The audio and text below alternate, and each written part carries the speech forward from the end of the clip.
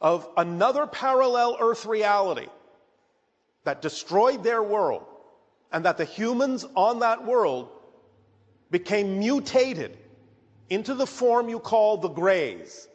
And because they had mutated in such a way, hybridized themselves in such a way to be able to survive on their destroyed version of Earth, they were no longer able to reproduce. And they knew that they would die out if they did not seek out somehow, somewhere, a viable source of still existing human DNA. They used their advanced technology, as we have told you before, to tunnel into various parallel reality versions of Earth, including yours, to find viable human DNA, to infuse with themselves to create hybrid civilizations that would allow their culture to continue and not die out. But the idea of the early Grey, in a sense, because it was something that was created that changed them into a form that could adapt to their dying world, in a sense, is the first hybrid race. The Greys, in the ancient tongue, are the Maz'eh. The Maz'eh are what came into your parallel reality and began the hybridization agenda. So the Maz'eh, the Greys, formed the first hybrid race. The first hybridization level or phase that followed the Maz'eh, or Grey beings, is what we call the Maz'ani. These are what many people in these encounters have recognized as the tall Greys. So they are the next stage of hybridization from the Greys that began to incorporate human DNA and allowed them to begin to change to something a little bit closer to resembling the idea of a hybrid that could continue their species. But it still was not sufficient for a number of reasons. But they were the second hybrid race, and in a sense, phase one of the hybridization agenda. After that came our civilization, the Sassani. So we are the third hybrid race. We are representative of a 50-50 balance between the Greys, the Maz'eh, and the humans on your world and other worlds like yours. We are physically and representationally halfway between the Greys and what you consider yourselves to be as Homo sapien. We are here, as you can see, to share information with you because we are family, we are genetically connected. You are in many ways our ancestors, and we are your descendants, and we will get to that point a little bit more deeply in a moment. The next phase is what was called the Sha-yahyel.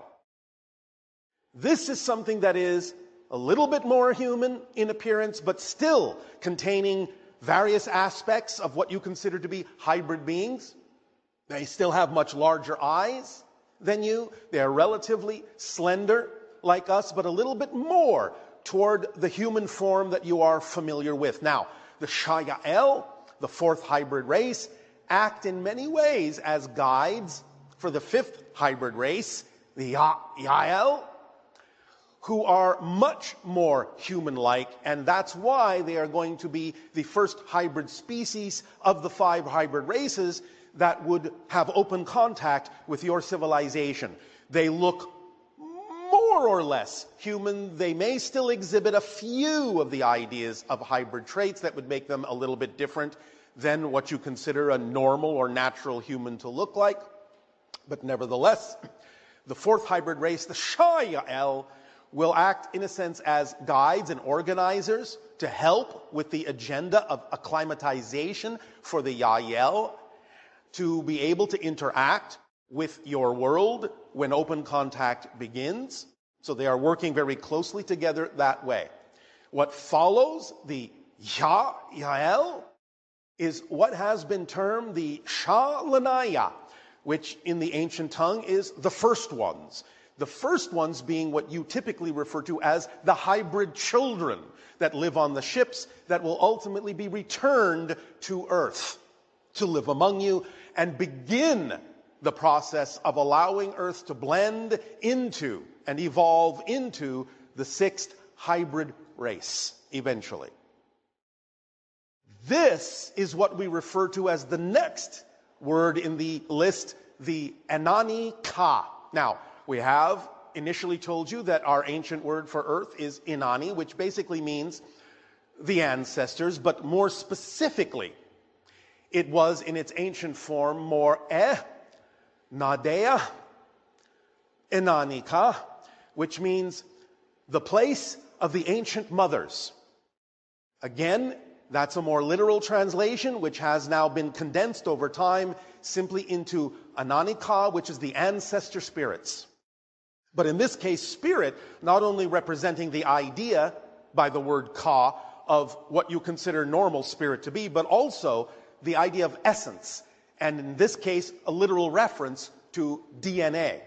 So it is the idea of the ancestor DNA and that which will allow there to be a blending, a harmonization, and a continuing of evolution for Earth to become the sixth hybrid race. Now, we have previously also told you that there would be ultimately a seventh hybrid race that would be a blending of all the other six. This will be a new type of being that will represent a very different way of existing in physical reality, that will exhibit many traits of spirits and other dimensions, will have an interesting expression of power and passion and peace, that will explore and unify many different star systems, many different galaxies in time. So Earth is forming the last foundational component for the seventh hybrid race, which on the list is referred to as Het, or Anu-Het, which means they are the conclusion of the cycle, the grand cycle that was begun by the Anunnaki and ends with the Anu-Het, and brings forth a new species, as we said, of power, passion, and peace. Now, this all goes toward the understanding of the real transformation that's taking place on your planet. This entire cycle is really what the transformation is all about. This upgrade, this uplift, this ascension into new forms, new expressions of great power and passion and peace and benefit and creativity and unconditional love that can ignite a new wave of experience and a new series of civilizations within your star system, other star systems, and the galaxy and other galaxies. This is the beginning of a new cycle with the Anu-Het, a new form of the Anunnaki for a different purpose of expanding creation in a new and unique way, in a much broader way, in a much more expanded way.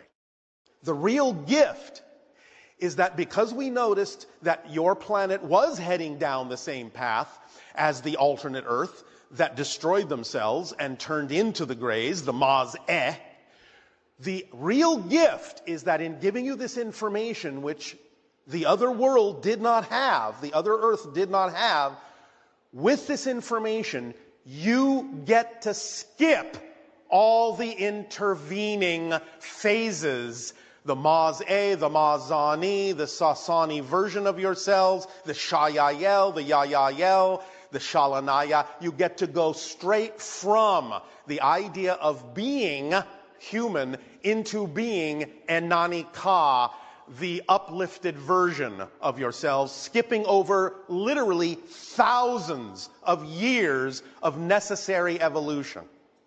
That's the gift that we're actually giving to you by sharing this information with you, to highly accelerate your ability to become the sixth hybrid race without going through what that alternate version of Earth went through in creating or needing to create all those different phases to bring themselves back into balance, back into center. You can skip all of that by applying the information we share with you. That is our gift to you. So can you tell us more about the Mantis beings? They are the overseers of the hybridization program.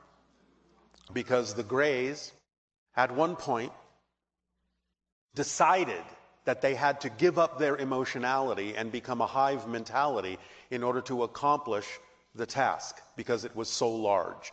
They knew they needed someone to guide them. And so, in a sense, the Mantis beings were, well, I'll use your word, hired to guide them. So the Mantis beings are the overseers of the hybridization program. I see. So, They had to give up their emotionality to reclaim their emotionality in the hybrids. and how are they assisting humanity with that project? Am I assisting you? Yes. Then you know. Perfect. Thank you. Because my civilization is one of the hybrid civilizations that resulted from the hybridization agenda. Okay. Fantastic. Thank you. We are helping to make sure, of course it's your choice, you do not go down the same path that the Greys went down when they were humans on a parallel Earth where they destroyed their reality. Got it. Remember that the Greys are mutated humans. They're not aliens.